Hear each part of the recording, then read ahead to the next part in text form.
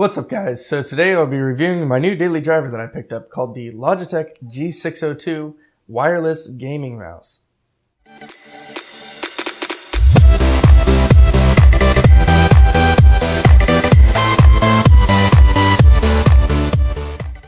So I went to Best Buy on Black Friday and I picked up this mouse, the Logitech G602 wireless gaming mouse.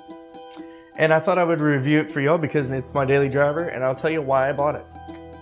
Okay, so this mouse, let's go over the specs. So the specs is it's a wireless gaming mouse that comes with a receiver, and the signal shoots at about 500 hertz, which is great. You don't need any more than that because you won't see any lag and it'll just put strain on your processor. Anyway, it's got 11 buttons. You got your left and right click, your scroll wheel. You got a little switch for your DPI, more on that later. And then you've got 4 through 9 extra buttons on the side and 10, 11 on the top on the left click, which is interesting.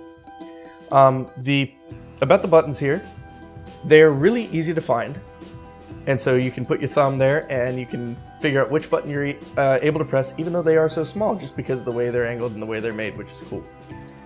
The plastic around it, it's a brushed plastic on the bottom where the thumb grip is and where your palm sits, and then on the middle you have a textured rubber part that makes your grip even easier, and the top where your left and right click is that very pliable plastic that's used for clicking, if you will. On the bottom, you've got glossy plastic on the bottom, which is fingerprint sensitive, but you don't see it because it's sitting on the desk. You've got 1, 2, 3, 4, 5, 6, 7, 8 different rubber pads that are rated for about 200 kilometers, so they're never going to run bad and go bad. And you have an optical sensor, and your on and off switch, and where your batteries go. Let's talk about the batteries first. So Logitech claims with this mouse that they can do 250 hours of non-stop use. Here's their reason why. Okay, so they don't use a proprietary battery system because they have 2 AA batteries, and this mouse can run on 1 AA battery. There is 2 settings you can have. You can have performance mode, which turns, I'll show you where that turns in a second, and battery saver mode. And on battery saver mode, it can run up to, they say it can run up to 250 hours. I kind of believe them on that. Here's why. So if I leave this mouse on and I leave it sitting and I don't move it for a while, it'll actually shut itself off or put it in a power saving mode. You can also run this mouse off of 1 AA battery, but it cuts that lifespan in half, which is still a lot of hours if you're on the battery saver mode. And if it's on performance mode, I think it's like 100 hours or 50 something, 120 something like that, with 2 batteries. And that's pretty cool. That's a lot of hours without having to change out the batteries and not having to recharge it and all that. That's awesome. Anyway, inside you have the little place where you can put your USB dongle or whatever to the receiver that the mouse connects to. And so let's go back to the DPI. So the DPI, this mouse goes from 250 to 2500 DPI. On FPS games, I put it about 2500, 2450, 2400 area if I'm playing like Doom or Counter-Strike or Call of Duty or something along on the FPS line.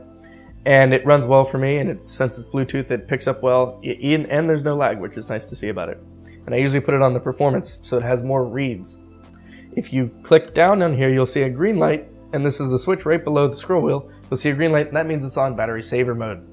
And that means the reads is going to be less, so you're going to have less use on the battery.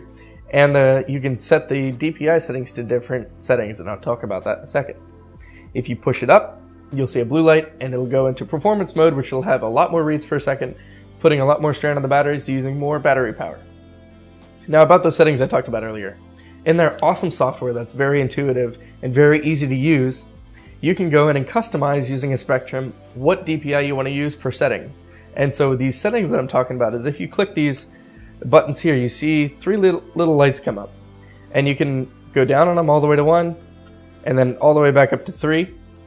Whoops. And these are different settings for DPI. You can go in the software and choose for whatever light it has, or however many lights it has, you can have a certain DPI. And so you can adjust it quickly while you're not in the game or not having these buttons routed to something else, which is very interesting and very cool to see. A very, very interesting, good feature. That is done with their software. About their software is fantastic. I can't recommend it enough. It's very intuitive, very easy to use. You just go and you click the button that you want to program to whatever it is, go through a scroll line or even type it in what you want it to do, tell it what to do, and then now it does it. Games that automatically does that, and then different softwares like I use DaVinci, I've used Premiere, I use Pro Tools and Logic and all that stuff for recording. I can map all those to whatever I want on this mouse for whatever button, which is really, really cool. The build quality is fantastic. It's a very tight build. It's very durable. The plastic's very hard. You can drop it. It doesn't bend or flex except for where you click it, which is nice to see. And it's not that heavy of a mouse. It's lighter than the Razer Naga, which is nice to see because that's a very heavy mouse. And it's nice to see that it's lighter because it is Bluetooth, and so it has to pack a lot more electronics in this thing, which makes it heavier. Although I do like the heavier ended mouses, but this is a good weight. Now, okay, so you're probably thinking, okay, Josh, why are you reviewing a mouse that's a couple of years old? Here's the reason. This is a look back to practicality. We're looking back to see, okay, what is the target audience for this mouse? This mouse's target audience is your casual gamers, your people looking for productivity to map the buttons to, and people not looking to be the next esports player. Because esports players play from like with a laser sensor and the DPI of 4500 to 8500. So they need that fast flicking action, and the DPI on this does not. You don't have that extremely fast, but it is very fast. I see it a lot when I'm playing on 2500. So it is fast, but it's just not an esports type mouse. But it's not geared to be that way. It's made on a budget. You can pick this thing up at retail for about 80 bucks, or you can find it on sale sometimes for anywhere from 30 to 40 bucks. I found it on Black Friday for just about 30 bucks, which was nice. Overall, I give this mouse like a 9 out of 10. It's an amazing mouse, not a pretty good mouse, an amazing mouse. Great build quality, great battery life.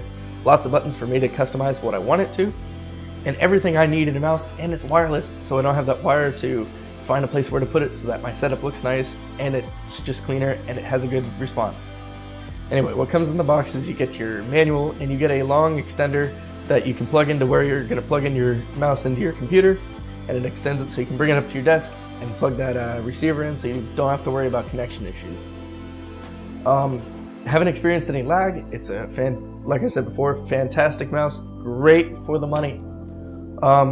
Doesn't have any lights, bells, or whistles like you'd see in a lot of your higher end mouses, but you're not paying for it. You're only paying about 80 bucks.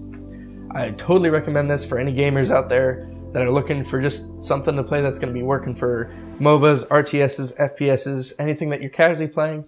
It's not made to be competitive, so that's where that is. Overall, it's great for what I need, and I totally recommend it for anybody out there. Well, I hope you liked this video, and like and subscribe if you like more content like this.